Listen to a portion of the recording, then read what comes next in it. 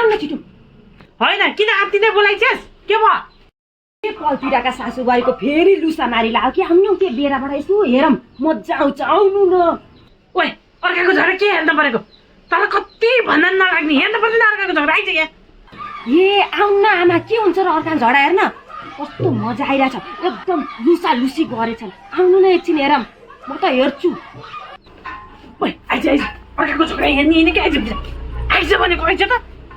तैँले पो जे भने मैले सहिराखेको छु भनेर झगडा भने बुझ्यो त्यस तिनीहरूको जस्तै तेरो र मेरो झगडा भने तिनीहरू हेर्न आउन् तर त्यतिखेर कस्तो लाग्छ भन् त